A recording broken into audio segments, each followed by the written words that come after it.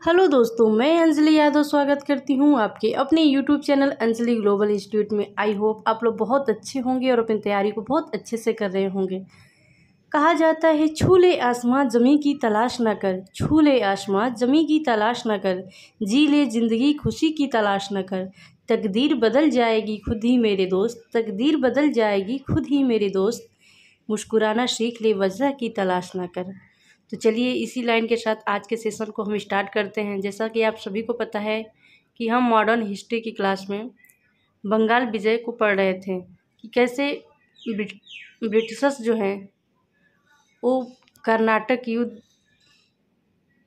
में कर्नाटक विजय के बाद बंगाल में अपने साम्राज्य का विस्तार करने के लिए आगे बढ़ते हैं। तो इसी क्रम में हम देख रहे थे कि क्यों वो बंगाल विजय बंगाल पे अपना कब्जा चाहते हैं, अपना अधिकार चाहते हैं। तो हमने देखा कि बंगाल एक समृद्ध राज्य है और वो क्यों है, इसको भी हमने देखा कि वहाँ पे उपजाऊ भूमि है, प्राकृतिक संसाधन है, क्षेत्रीय शक्ति की चुनौती नहीं है। इस वजह से उसको लैंड ऑफ कुबेर कहा जाता है। और वहाँ पे गोल्डन लैंड भी है क्योंकि इंडो चाइना जो है बॉर्डर है और म्यांमार कंबोडिया ये बॉर्डर लगे हुए देश, जिससे व्यापार कर सकते हैं और अत्यधिक लाभ जो है कमा सकते हैं। और अंग्रेज़ों का जो लक्ष्य ही था कि अधिक से अधिक लाभ कमा सकें। तो इसी क्रम में हम देख रहे थे कि बंगाल का प्रशासन कैसा था। तो हमने देखा कि मुग़ल प्रांत जो था, जब औरंगज़ेब वहाँ का सम्राट बना, मुग़ल सम्राट बना, तो बंगाल में सूबेदार उसने अपने बेटे अजीम उस शान को और दीवान मुर्शिद कुली खां को बनाया। जो अजीम उस शान था वो सूबेदार था, इस वजह से वो अधिकतर दिल्ली दरबार में ही रहता था और मुर्शिद कुली खां बंगाल का दीवान था और बंगाल की देखरेख वही करता था। इसी क्रम में हमने देखा कि फ़र्रुखसियर मुग़ल शासक जब बना तो उसने मुर्शिद कुली खां को वहाँ का सूबेदार नियुक्त कर दिया और इस तरह से बंगाल में वंशानुगत शासन की शुरुआत हो गई और बंगाल के सूबेदार को ही बंगाल का नवाब कहा गया। इसी क्रम में हमने देखा कि मुर्शिद कुली खां बनता है बंगाल का सूबेदार और अलीवर्दी खां बनता है सिराजुद्दौला, फिर मीर जाफ़र, फिर मीर कासिम। में ये मिस्टेक हुआ था, हमने बताया था आपको, और नजाउद्दौला और मुबारकुद्दौला। इसी क्रम में हमने देखा था कि जब फ़र्रुखसियर 1717 में पास दस्तक अंग्रेज़ों को देता है मुक्त व्यापार के लिए, तो क्या करते हैं, इसका मिसयूज करने लगते हैं, अपने पर्सनल व्यापार करने लगते हैं इससे। और इस वजह से क्या होता है कि कंपनी और जो मुग़ल हैं उन दोनों के बीच टेंशन क्रिएट हो जाता है और यही कारण बनता है बंगाल के नवाब के बारे में हमने देखा था कि मुर्शिद कुली खां जब बंगाल का नवाब बना, सूबेदार बना, 1757 से 1727 ईस्वी तक रहा और मुग़ल सम्राट फ़र्रुखसियर द्वारा नियुक्त स्वतंत्र रूप से अंतिम सूबेदार या नवाब था। इसके बाद से वंशानुगत शासन की शुरुआत हो गई।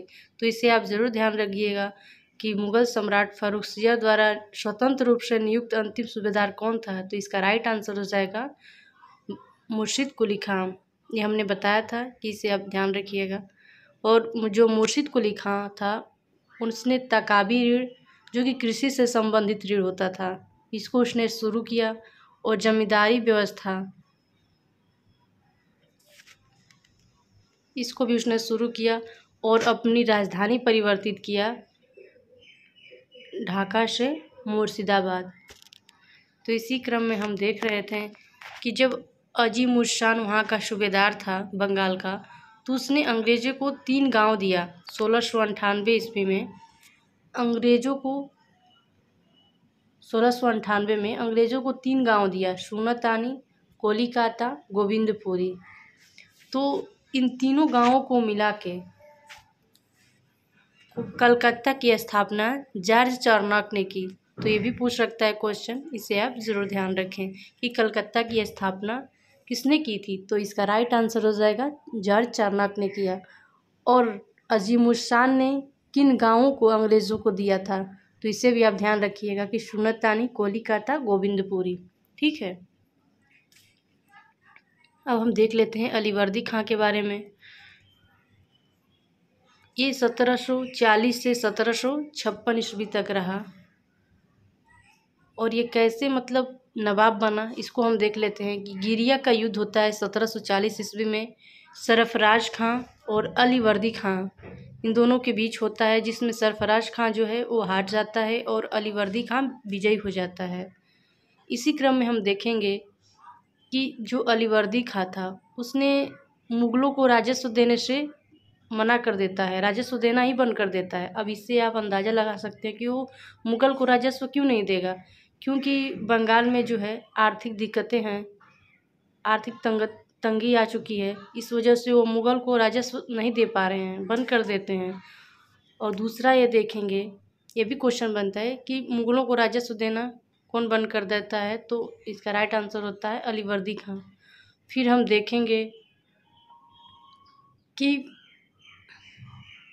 इसने कहा है यूरोपियों की तुलना मधुमक्खी से की है। जो यूरोपियों यानी कि अंग्रेज़ों को, उसकी तुलना, अंग्रेज़ों की तुलना मधुमक्खियों से की है। ये भी पूछता है यूरोपियों की तुलना मधुमक्खियों से किसने की? तो इसका राइट आंसर होता है अलीवर्दी खां। इसे आप ज़रूर ध्यान रखिएगा। बढ़ते हैं अगले क्वेश्चन की तरफ। सिराजुद्दौला को देख लेते हैं, जो अगला रूलर हुआ, नवाब बना बंगाल का, जो कि 1756 ईस्वी से 1757 ईस्वी तक रहा। इसमें हम देखते हैं कि इसके समय ब्लैक होल की घटना हुई, जो कि 20 जून 1756 ईस्वी को, और बैटल ऑफ प्लासी, प्लासी का युद्ध 23 जून 1757 ईस्वी को हुआ। ठीक है। अब हम देखेंगे कि हमने देखा कि जब कर्नाटक का दूसरा युद्ध होता है, जिसमें अंग्रेज़ जीत जाते हैं, जिसकी सेना का नेतृत्व क्लाइव कर रहा था, जब वो जीत जाता है तो उसका प्रमोशन होता है और उसको बंगाल में फोर्ट विलियम भेज दिया जाता है। तो जब वो आता है तो यहाँ पे फोर्ट विलियम की घेराबंदी करना शुरू कर देते हैं। तो इससे जो सिराजुद्दौला है वो उसका विरोध करता है और अंग्रेज़ों पे हमला कर देता है। वो क्या करता है कि 146 अंग्रेज़ों को एक बंद अंधेरी कोठरी में बंद कर देता है। ठीक है। तो जब सुबह होती है तो इसमें से सिर्फ 23 लोग बचते हैं। उसमें से एक अंग्रेज़ था जिसका नाम था हालवेल, वही जिंदा बचता है और वही बताता है इस घटना के बारे में। अब इसी क्रम में हम देखते हैं कि जब जिंदा जो बचते हैं अंग्रेज़, वो भागकर कुल्टा द्वीप पर शरण लेते हैं। जब वो वहाँ पे शरण लेते हैं जाके, तो इधर से मद्रास से क्लाइव और वाटसन की सेना बंगाल आती है। ठीक है। क्लाइव और वाटसन की सेना बंगाल आती है और यहाँ आके अलीनगर की संधि करती है। और ये अलीनगर की संधि कब होती है, क्वेश्चन बनता है। तो ये होता है फरवरी 1757 ईस्वी में। ठीक है। तो ये भी पूछता है कि अलीनगर की संधि किसके बीच हुई? तो क्लाइव और वाटसन की सेना थी और इधर सिराजुद्दौला थी, इन दोनों के बीच होती है। जो अलीनगर की संधि है ये बहुत ही अपमानजनक सिद्ध हुई सिराजुद्दौला के लिए। इसमें क्या हुआ कि कहा गया कि जो अंग्रेज़ हैं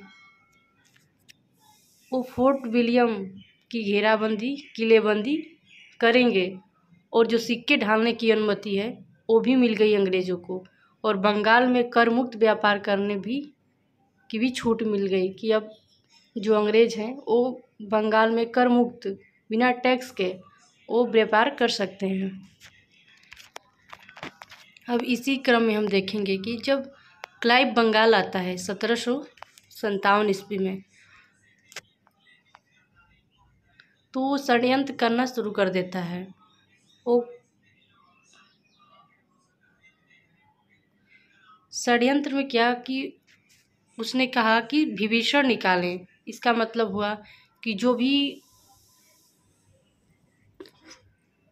दरबार में हैं उसमें से जो उसके विरुद्ध हैं उनको हम पता करेंगे उनको हम बाहर निकालेंगे। और फिर उसने आंतरिक हस्तक्षेप करना कि मतलब अगर हम सिराजुद्दौला जो कि वहाँ की राजा है, उसको अगर हम उसकी प्रजा के नज़रों में गिराएंगे तो उसकी मतलब जो शासन व्यवस्था है वो यूं ही समाप्त हो जाएगी। और जो बच गया उसको आर्मी से यानी कि प्लासी का युद्ध से हम समाप्त कर देंगे। तो इसमें हम देखेंगे कि विभीषण में कौन था, मतलब जो उसका बोले तो सब भेद देता था। उसमें थी घसीटी बेगम, शौकतगंज, मीर बख्शी जो कि उसका सेनापति था, जगत सेठ जो कि कलकत्ता का बैंकर था, ठीक है, और अमीचंद जो कि पूंजीपति था। इसी क्रम में हम देखते हैं कि मानिक चंद था जो कि कलकत्ता के प्रभारी थे और राय दुर्लभ थे। तो इससे आप ध्यान रखिएगा। अगले देखते हैं कि जब बैटल ऑफ प्लासी का जो युद्ध हुआ, इसके बैकग्राउंड के बारे में हम समझेंगे कि जब उसने षड्यंत्र करना शुरू किया तो उसके बाद क्या होता है कि जो चंदा नगर है वहाँ पे फ्रांसीसियों की एक कोठी थी। इस पे क्लाइव ने हमला किया और इसे हटाया। जो चंदा नगर में फ्रांसीसियों की कोठी थी, इसे क्लाइव ने हटाया। तो सिराजुद्दौला जो है उनके इस तरह के काम को अपने संप्रभुता पर हमला समझा और यहीं इन दोनों के बीच जो है आक्रमण होता है। और हम जान लेते हैं कि जो प्लासी है वो किस नदी के तट पर स्थित है। तो इसका राइट आंसर होता है कि भागीरथी नदी पर। और इसका कारण जो है अलीनगर की संधि हुई। प्लासी के युद्ध होने का कारण क्या बना, तो ये पूछता है क्वेश्चन, तो इसे आप ध्यान रखिएगा कि अलीनगर की संधि ही इसका कारण बनी। जो कि हमने देखा कि जो अंग्रेज हैं यानी कि क्लाइव और वाटसन की सेना थी और सिराजुद्दौला के बीच में फरवरी 1757 ईस्वी में हुई थी। जिसमें क्या हुआ कि हमने पीछे पढ़ा है कि अंग्रेज़ जो है, उसमें कहा गया कि अंग्रेज़ जो हैं फोर्ट विलियम की घेराबंदी किए रहेंगे और सिक्के ढालने की अनुमति दी गई और कर मुक्त व्यापार करने की बंगाल में अनुमति दी गई। तो इसे आप ध्यान रखिएगा। हिस्ट्री में इसे वार नहीं, जो प्लासी का युद्ध है उसके बारे में कहा गया है तीसरा कारण में कि हिस्ट्री में इसे वार नहीं षड्यंत्र की संज्ञा दी गई है। सिराज के 2 लॉयल कमांडर थे, एक थे मीर मोहन, दूसरे थे मीर मदान। ये भी क्वेश्चन बनता है, इसे आप ज़रूर ध्यान रखिएगा कि सिराज के 2 लॉयल कमांडर कौन कौन थे, तो मीर मोहन और मीर मदान ये आता है, इसे आप ध्यान रखिएगा। अब प्लासी का युद्ध जो हुआ उसके बारे में हम जान लेते हैं कि उसमें क्या हुआ कि जो सिराजुद्दौला था उसके जो सेनापति थे यानी कि मीर बख्शी था, उसने क्या किया कि सिराजुद्दौला से कहा कि आप चले जाइए। तो आप ही सोचिए, तो वो पीछे हट जाता है युद्ध से, सिराजुद्दौला पीछे हट जाता है। इस तरह से जब राजा ही हट जाएगा तो जो आर्मी है वो खुद ही सरेंडर कर देगी। इस तरह से प्लासी का युद्ध सिराजुद्दौला हार जाता है। इसमें कहा जाता है कि मीर जाफ़र को नवाब बनाया जाएगा। इस तरह से रॉबर्ट क्लाइव को ब्रिटिश साम्राज्य का संस्थापक कहा गया बंगाल में और स्वर्ग से उत्पन्न सेनानायक कहा गया। तो ये पूछता है कि स्वर्ग से उत्पन्न सेनानायक किसे कहा गया है, तो इसका राइट आंसर बनता है कि रॉबर्ट क्लाइव को। और किस युद्ध के बाद कहा गया, तो प्लासी के युद्ध के बाद कहा गया। इसे आप ध्यान रखिएगा। और दूसरा कि यह ब्रिटिश की मिलिट्री विक्ट्री नहीं है बल्कि कूटनीतिक विजय है। इसमें कूटनीतिक विजय कैसे है कि इसमें मीर जाफ़र से एक संधि हो चुकी थी, मतलब कि अगर मैं जीत गया, अंग्रेज बोले कि अगर मैं जीत गया, तुमने मेरा साथ दिया तो मैं तुझे अगला नवाब बनाऊंगा। इस तरह से वो नवाब बनता है। मीर जाफ़र बंगाल का अगला नवाब होगा। 1757 से 1760 ईस्वी तक रहता है। इस तरह से वो पपेट नवाब बनता है, कठपुतली नवाब। मतलब भले ही जो वहाँ शासन है, नवाब जो है बंगाल का नवाब मीर जाफ़र बने, लेकिन उसका जो पॉलिटिकल पावर होगा मतलब तो अंग्रेज़ों का होगा, अंग्रेज़ों के हाथ में होगा। वो जो चाहेंगे वही मीर जाफ़र करेगा। इस तरह से क्या होता है कि बंगाल की लूट प्रारंभ होती है। ये लूट है सिर्फ। ये क्वेश्चन बनता है कि बंगाल की लूट कब प्रारंभ हुई, तो इसका राइट आंसर होता है कि बंगाल का लूट जो है यह प्लासी के युद्ध के बाद शुरू हुई। और इसी में एक और क्वेश्चन बनता है कि बंगाल की सुनियोजित लूट कब प्रारंभ हुई, तो इसका आंसर होता है कि बक्सर का युद्ध, जो कि 1764 ईस्वी में हुआ था। इसे हम आगे पढ़ेंगे। अब हम देख लेते हैं कि जब अंग्रेज़ जीत जाते हैं और मीर जाफ़र को नवाब बना देते हैं, तो जो ब्रिटिशर्स हैं उनको 24 परगना का क्षेत्र जमींदारी में मिला था और भारत में ब्रिटिश प्रभुत्व प्रारंभ हो गया। और जो क्लाइव था उसको 50 लाख रुपए मीर जाफ़र ने दिया था।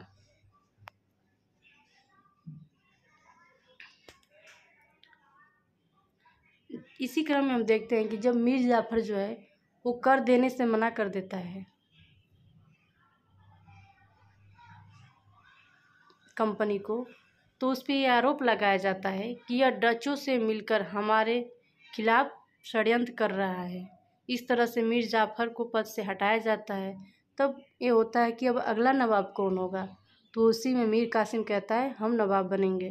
तो इस तरह से मीर कासिम को अगला नवाब बनाया जाता है, जो कि 1760 से 1763 ईस्वी तक रहा।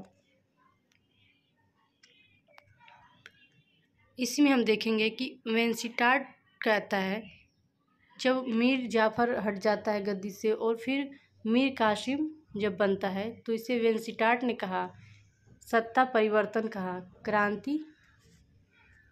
सत्ता परिवर्तन कहा, क्रांति कहा। तो यहाँ से हम अगले वीडियो में पढ़ेंगे। अभी ये हम जो पढ़ेंगे, अभी तक तो हमने 1757 की क्रांति, जिसको प्लासी का युद्ध कहते हैं, वो हमने देखा। अब हमारा अगला टॉपिक होगा बक्सर का युद्ध। अब हम मिलेंगे अपने अगले वीडियो में। अगर आप चैनल पे नए हैं तो चैनल को सब्सक्राइब करें, वीडियो को लाइक करें और जितना हो सके ज़्यादा से ज़्यादा वीडियो को शेयर करें। Thank you.